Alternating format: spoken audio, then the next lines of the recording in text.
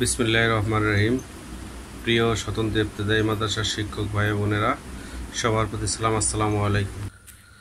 আজকে একটা জরুরি বিষয় নিয়ে কথা বলবো, স্বতন্ত্র ইবতেদায়ী মাদ্রাসার বাস্তবতা নিয়ে। আজকে আমি বোর্ডে গিয়েছিলাম, লাঞ্চের আগে একবার স্যারের সাথে দেখা করেছি, লাঞ্চের পরে একবার।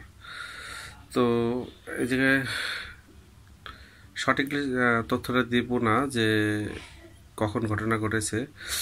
তো একবার দেখলাম যে স্যার ভিতরে আসার পরে আমাদের ইবতেদায়ী শিক্ষক অনেক চালাকি করার বিষয় চেষ্টা করছে এবং কয়েকটা বিষয় নিয়ে কথা বললো। তার ভিতরে প্রথমটা হচ্ছে কি এটা যে যখন গেলাম স্যার বললো যে আপনারা সিরিয়াল মেনটেন করেন। তো যথারীতি আমি প্রথমে থাকা অবস্থায় আমি পিছিয়ে দাঁড়ায় রয়েছি। তো এক ভাই একটু চালাকি করে চলে গেল স্যারের সাথে, আরেক ভাই পিছন থেকে সারা 2-3 জন সামনে আছে, পিছন থেকে স্যার খুব পণ্ডিত দেখালো, হুজুর। তো এটা হয় কি আপনার ওই তখন ওই স্যার বললো যে ডিসিপ্লিন আপনাদের জায়গা থেকে শিখতে হবে, আপনাদের কাজ আপনাদের করতে হবে। তো আরেকটা বিষয় হচ্ছে গিয়ে ডিটেলস বলতেছে তার আগে আরেকটা বিষয় হচ্ছে গিয়ে এক ভাই আর তার এক নেতার ফোনে কথা বলা দেওয়ার চেষ্টা করলো, সে স্যার এগ্রি হলো না। তো বিষয়টা হচ্ছে এমন যে আপনি প্রথমত আপনার স্বতন্ত্র ইবতেদায়ী মাদ্রাসার শিক্ষকদের যে 40 বছরের জ্ঞানে দূর হয়েছে, তার মানে সব কিছু হয়ে গেছে তা না। আপনার এই ডিসিপ্লিন মেনটেন না করা, আপনার এই তাড়াহুড়া বা আপনার ক্ষমতা দেখানো, এই বিষয়গুলো নিয়ে কিন্তু অনেক সমস্যা হতে পারে। যেমন আপনি সামনে যাওয়ার কী দরকার আছে, 5-6 জন বা 7-8 জন হয়তো আপনার আধা ঘন্টা দেরি হবে। আপনি এরকম যদি হইতো যে ভাই আপনি আগে যান, সামনে থেকে পিছন জন্য যদি আপনি সামনে দিয়ে দিই, তাহলে যারা কর্মকর্তা আছে তারা দেখবে, পিছনে আমাদের প্রশংসা করবে যে না, স্বতন্ত্র ইবতেদায়ী মাদ্রাসা শিক্ষকগণ আসলে অবহেলিত ছিল, নির্যাতিত ছিল। কারণ তাদের আচার ব্যবহারে বোঝা যায় তারা অনেক নির্যাতিত ছিল বা তারা কত ডিসিপ্লিন মেনটেন করে। আর যদি আপনি মনে করেন ঠেলে ওই 5-6 জন জায়গা করি আমরা, তাহলে কি বলবে যে এদের বেতন বন্ধ ছিল, ঠিকই হয়েছিল, সরকার বুঝছিল যে এরা সঠিক কাজই করছে, কারণ এরা ম্যানার জানে না। এইটা যেমন একটা বিষয়। আরেকটা বিষয় হচ্ছে গিয়া, ধরেন আমার একজন পাওয়ারফুল লোক আছে, আমার কেন্দ্রীয় নেতা আমার আছে, আমি যাই ফোন ধরাই দিলাম যে আমার নবায়নটা মঞ্জুরিটা আগে করে দেন, তাহলে কি তারা বুঝবে তো নেতাদের দোষ হয়ে যাবে যে নেতারা এই বাণিজ্য শুরু করে দিছে। মানে নেতার দোষ দিচ্ছি না, তা আপনার এই সুযোগ সুবিধা নেবে কেন? আপনার যদি পেপারে প্রবলেম থাকে তাহলে আপনি একটা সুপারিশ করতে পারেন। আপনি গেলেনই না, যাই প্রথমে আপনি নেতৃবৃন্দর ভয় দেখে কাজ শুরু করে দিলেন, এটা কেমন? আপনার একটা সমস্যা হয়েছে, নেতাদের সাথে গোপন আলোচনা করলেন, নেতারা সলভ দিল, করলো, নেতা নিজে এসে গোপনে ওই স্যারে ফোন করে দিল, আপনার কাজটা হয়ে গেলো, এটা আলাদা। কিন্তু আপনি সবার সামনে যে আমার কেন্দ্রীয় নেতার সাথে জড়িত আছি, আমি ওই অমুক ধরেন বিএনপির নেতাই বা ধরেন অমুক নেতা, জামাতের নেতা, সাপোজ তারা তো ফোন দেবে না, এরকম একটা জিনিস করেন, তাহলে কি বোঝায়? আপনি এখনই শুরু করে দিয়েছেন সব কিছু, 10 দিন হয় না, 20 দিন, 1 মাস হয় না। এখন এই কাজগুলো অন্তত থেকে আমাদের স্বতন্ত্র ইবতেদায়ী মাদ্রাসার শিক্ষক ভাই ও বোনদের প্রতি একটা রিকোয়েস্ট, আপনি এই কাজটা করবেন না।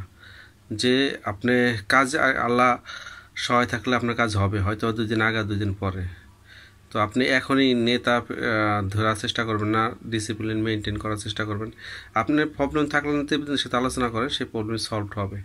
আপনি যদি আর্থিকভাবে ঘুষ টুস দিয়ে আপনি আগে কিছু হয়তো করলেন, কিন্তু কি হলো, আপনি একলাই চলে গেলেন আর সবাই পিছিয়ে থাকবে, এমন কিছু না, সবাই যাবে। যাদের রিজিক আছে আল্লাহ রাখছে সবাই যাবে। কিন্তু আমার সামনে 2টা ঘটনা আমাকে ব্যথিত করছে যে আসলে এটা হবে কেন? আমরা গেছি, সবাই হবে, আমার কাজও তো শেষ হয়ে গেছে, যে আগে গেছে তার কাজ কি হয়েছে? সঠিক হয় না, আমার সামনেই তো হয় নাই, তাকে আবার বলছে যে আপনি আবার অ্যাপ্লাই করেন। তো কি হইলো? তো আপনি সর্বোচ্চ একজন 2-3 মিনিট সময় লাগে, 5 মিনিট সময় লাগে।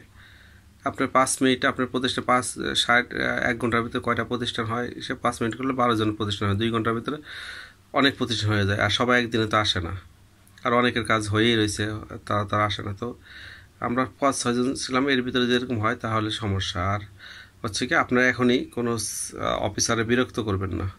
বিরক্ত বলে এরকম কারো ফোন ধরাই দেওয়া, এটা কিন্তু খুব বাজে জিনিস। সবারই আছে, আমারও ভালো ভালো নেতৃবৃন্দের সাথে পরিচয় আছে। তাহলে আমি যদি একান্তই কোনো ওয়ে না থাকে, তখন দেখা গেলো একজনের হেল্প নেয়, সেটা আলাদা বিষয়। কিন্তু আপনি ঢোকার পরেই বা আপনি বুঝলেন না আপনার কী হয়, আপনি অন্যদের কাজ করাবেন কেন? নিজে করেন। যে কথাটা আজকে স্যার বলছে যে কাজ শেখেন, নিজে করার চেষ্টা করেন। তো এইটা জিনিসটাই বোঝার বিষয় যে কি করতে হবে। আমরা হেল্প নেই, আমি যে সব কিছু বুঝি তা না, সবার কাছে আমি পরামর্শ নিয়ে হেল্প নিয়ে করার চেষ্টা করি। তারপরে আপনি যেটা না বুঝুন কারোর সাথে আলোচনা করবেন, সেই আলোচনা অনুযায়ী নিজে কাজ করবেন, কিন্তু কোনো অফিসারে বিরক্ত না করাটাই ভালো।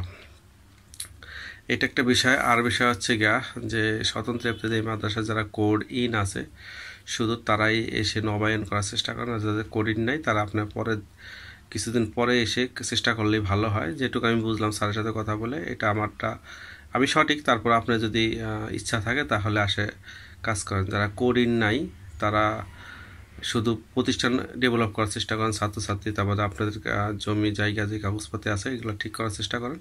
তারপর আপনাদের বিষয়টা সম্ভবত পরের ধাপে দেখবে। তো এখন যদি পারেন করেন, সমস্যা নেই। তারপরও একটু লেনদেন করে আসলে সাথে সাথে আসে করবেন এমন কিছু না। তারপরও যোগাযোগ করে কারোর মাধ্যম দেওয়া যে আমরা কি এখন অ্যাপ্লাই করলে কাজ হবে না কি, এরকম যোগাযোগ করে যারা দূরের আছেন তারা এইভাবে আসেন। যেমন একজন ধরো গাইবান্ধা থেকে আসবে, সে পঞ্চগড় থেকে আসবে, তারা যদি কোডিন না থাকে তাহলে কোনো মিডিয়া দিয়ে আলোচনা করে যে আমরা কোডিন যাদের নাই এখন কি অ্যাপ্লাই করতে পারবো বা অ্যাপ্লাই করা যায় নাকি, এবার সঠিক তথ্য নিয়ে আসবেন। কোনো মিডিয়া ধরেন আপনি নিজে এসে বোর্ডে অ্যাপ্লাই করবেন, কোনো মিডিয়া ধরে তার সে কাগজই জমা দেবেন, যে টাকাটা দেবেন সেটাই লস দেবেন, সে কাগজই জমা দেবেন আমার সম্ভবত। আমি এরকম একজন পাইছি, আমাদের এক প্রতিষ্ঠানের সভাপতি দিয়েছে আজকে 1-1.5 মাস আগে, সে কাগজই জমা দেয় নাই কিন্তু বলছে দিছে। সে এই কাজগুলো অনেকেই করে। তো এই কাজটা করবেন না, নিজে এসে ভাড়া দিয়ে এসে দরকার যার সাথে লিঙ্ক আছে তার নিয়ে এসে কাগজটা রিসিভ করাই দেবেন। কিন্তু আপনি বাসায় বসে থেকে কাগজ ফাইল পাঠাই দিলেন, কাজ হয়ে গেলে এমন কিছু করবেন না। তো এই বিষয়টা বেশি খেয়াল রাখবেন। আর যে বললাম যাদের কোডিন আছে তারা একটু যদি কাজ করেন হয়তো বোর্ড তাদের বিষয়টা জরুরি একটু দেখবে, এরকম কিছু। তারপর যারা কোডিন নেই তারা হয়তো চেষ্টা চালাতে পারেন। আর আমাদের ডিসিপ্লিন ম্যানার মেনটেন করে চলতে হবে।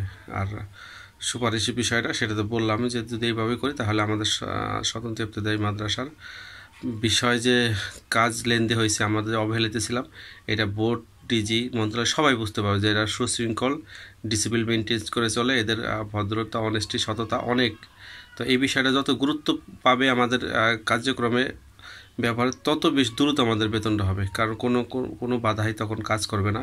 কারণ দেখবে যে আমাদের সুশৃঙ্খল, আমাদের ভিতরে কোনো অনৈতিক কাজ চলে না, আমরা কোনো সুপারিশ ধরি না বা আমরা কোনো অবৈধ পন্থা অবলম্বন করি না। এইগুলা যদি আমরা যখন মেনটেন করতে পারবো তখনই আমাদের দ্রুত বেতনের কার্যক্রম তারা আগাবে। আর আমরা গেলে তারা সম্মান করবে, অবশ্যই সম্মান করতে বাধ্য যে না এরা কোনো অবৈধ পন্থা অবলম্বন করে না। এই বিষয়টা খেয়াল রাখবেন। আর আরেকটা বিষয় যেটা আমি বলি না স্বাভাবিকভাবে, যে আমার এই চ্যানেলে আমি এই বার্তা দিয়ে মাধ্যমে বোঝাইতে চাই, আমার এই ভিডিও ইউটিউব চ্যানেল এবং ফেসবুক পেজে এমই টিভি এবং স্বতন্ত্র ইবতেদায়ী মাদ্রাসা এপি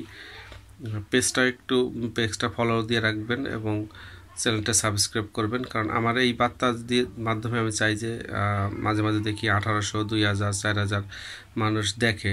আমি যতদূর জানি অধিকাংশই স্বতন্ত্র ইবতেদায়ী মাদ্রাসার শিক্ষক ভাই বোনেরা। তাদের যদি আমার এই ভিডিও বার্তার মাধ্যমে একটু উপকার হয়, সেই জন্যে আমার এই ভিডিওগুলো বানানো। তাছাড়া আমার যেই ভিডিওর কোয়ালিটি বা আমি যে মোবাইল দিয়ে করি এইগুলো দিয়ে ইনকাম সম্ভব না, আবার হয় না। তো ভিডিও ইনকামের জন্য রেজুলেশন বা যে হাই কোয়ালিটির রেজুলেশন দিয়ে করতে হয়, আমার অত দামি মোবাইলও না। ওই কারণে আমার ভালো লাগে। আর আমি এই আন্দোলনে চেয়ে দেখেছি যে আমার এই ভিডিও বার্তার মাধ্যমে অনেকে আমাকে চিনেছে এবং প্রশংসা করেছে, ভালো লাগছে। সারা বাংলাদেশ থেকে অনেকেই উপকৃত হয়, সাপোর্ট পাওয়ার কারণেই এই ভিডিওগুলো করা। তাছাড়া আমার অন্য কোনো উদ্দেশ্য নাই এবং অন্য কোনো